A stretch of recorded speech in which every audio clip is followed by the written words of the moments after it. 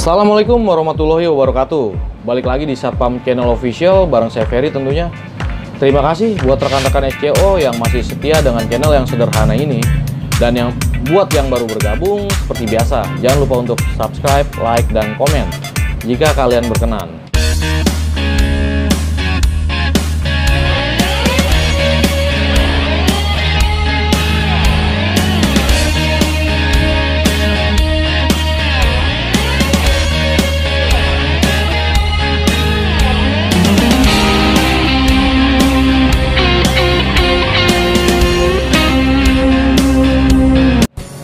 Baik rekan-rekan, untuk video kali ini, setelah saya meriset dan mempelajari prosedur kenaikan pangkat pada Satpam yang saya pelajari dengan membaca kembali pada Perpol nomor 4 tahun 2020 dan dengan pengamatan di lapangan mengenai anggota Satpam yang sudah melakukan uji kompetensi.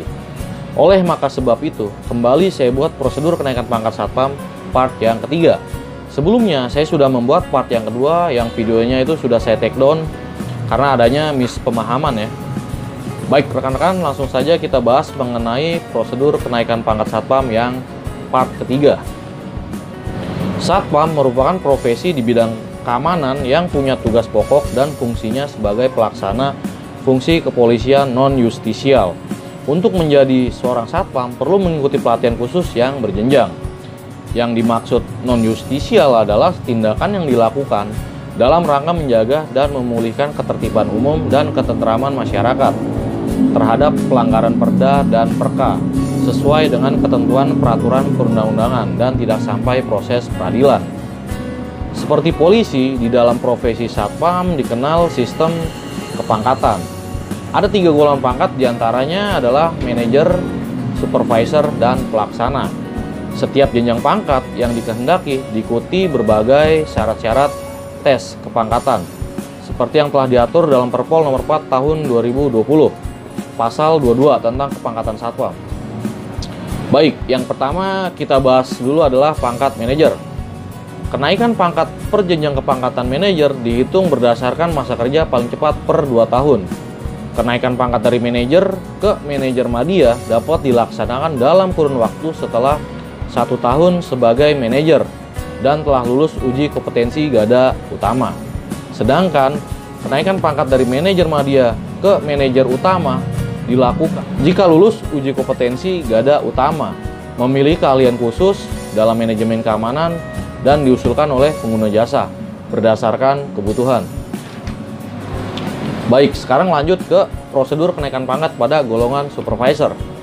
Kenaikan pangkat per jenjang supervisor dihitung berdasarkan masa kerja paling cepat per 4 tahun. Seorang Satpam di level supervisor bisa naik menjadi supervisor madya jika telah 2 tahun masa kerja sebagai supervisor dan lulus uji kompetensi tingkat garda madya.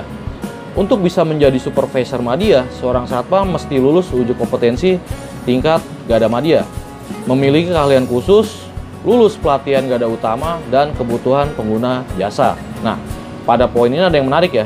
Jadi untuk menduduki pangkat supervisor madya, rekan-rekan sudah harus mengikuti pelatihan garda utama terlebih dahulu. Jadi setelah rekan-rekan mendapatkan pangkat supervisor madya, rekan-rekan bisa langsung naik ke jenjang kepangkatan manajer tanpa harus naik pangkat ke supervisor utama terlebih dahulu.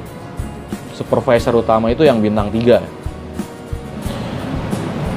Lalu kenaikan pangkat untuk jenjang kepangkatan supervisor madya ke jenjang kepangkatan manajer dapat dilaksanakan dengan syarat. Yang pertama adalah kebutuhan pengguna jasa Satpam. Yang ketiga, lulus uji kompetensi tingkat garda madya. Yang ketiga, memiliki keahlian khusus. Dan yang keempat, lulus pelatihan garda utama. Oke, selanjutnya ke prosedur kenaikan pangkat untuk perjenjang kepangkatan pelaksana. Sebagaimana dimaksud dalam pasal 20 ayat 3, berdasarkan masa kerja paling cepat per 4 tahun. Kenaikan pangkat untuk jenjang kepangkatan pelaksana ke jenjang kepangkatan pelaksana madya dapat dilaksanakan dalam jangka waktu setelah 2 tahun masa kerja dan lulus uji kompetensi tingkat garda pratama. Lalu, untuk kenaikan pangkat untuk jenjang kepangkatan pelaksana madya ke jenjang kepangkatan supervisor dapat dilaksanakan dengan syarat. Yang pertama adalah kebutuhan pengguna jasa Satpam. Yang kedua, lulus uji kompetensi tingkat garda pratama. Yang ketiga, memiliki keahlian khusus. Yang keempat, lulus pelatihan Gada Madya. Nah, jadi untuk prosedur kenaikan pangkat pada jenjang kepangkatan pelaksana, rekan-rekan bisa langsung naik ke jenjang pangkat supervisor apabila rekan-rekan sudah punya pangkat pelaksana Madya. Jadi tidak perlu naik ke jenjang pelaksana utama terlebih dahulu. Nah, itulah yang tertulis di Perpol. Baik rekan-rekan, itulah tadi pembahasan mengenai prosedur kenaikan pangkat pada Satpam. Jadi, poin pada pembahasan kali ini adalah rekan-rekan yang ingin naik pangkat dari golongan pelaksana ke golongan supervisor atau dari golongan supervisor ingin naik ke golongan manajer. Rekan-rekan sudah bisa melakukannya apabila rekan-rekan sudah uji kompetensi pada jenjang kepangkatan pelaksana atau supervisor dan mendapatkan segitiga 2 ya, atau setingkat Madya seperti pelaksana Madya atau supervisor Madya tanpa harus naik ke segitiga 3, bisa pelaksana utama atau pelaksana atau supervisor utama terlebih dahulu. Dalam hal ini rekan-rekan bisa melihatnya langsung pada Perpol nomor 4 tahun 2020. Lalu yang jadi pertanyaan adalah apa gunanya jenjang kepangkatan pelaksana utama atau supervisor utama yang segitiganya 3? Jika untuk naik ke golongan pangkat hanya butuh segitiga 2 atau pelaksana Madya atau supervisor Madya untuk syaratnya. Menurut saya ini masih menjadi pertanyaan besar ya untuk saya dan untuk rekan-rekan Satpam lainnya mungkin ya. Lalu untuk syarat naik pangkat pada golongan pelaksana ke golongan supervisor atau golongan supervisor ke golongan manajer, di sana jelas bahwa syaratnya harus uji kompetensi terlebih dahulu.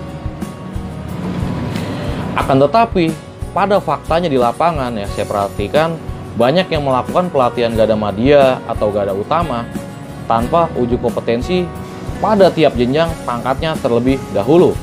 Bukankah hal ini melanggar Perpol itu sendiri? Lalu di manakah pengawasan dan penegakannya? Apakah tidak ada sanksi bagi yang melanggar Perpol? Nah, menurut saya jangan hanya sanksi bagi Satpam yang salah dalam mengenakan seragam saja yang ditindak ya, tapi tindak juga yang melakukan pelatihan Gada Madya atau Utama yang melakukan pelatihan tanpa uji kompetensi Satpam terlebih dahulu. Apalagi nih, untuk uji kompetensi Satpam ini wajib dinilai oleh BNSP atau Badan Nasional Sertifikasi Profesi. Baik rekan-rekan, itulah tadi pembahasan mengenai prosedur kenaikan pangkat part yang ketiga. Semoga bermanfaat. Terima kasih untuk rekan-rekan yang sudah mengikuti video ini dari awal sampai akhir. Jangan lupa subscribe dan jangan lupa komen di bawah. Baik rekan-rekan, saya Ferry, izin balik kanan. Assalamualaikum warahmatullahi wabarakatuh.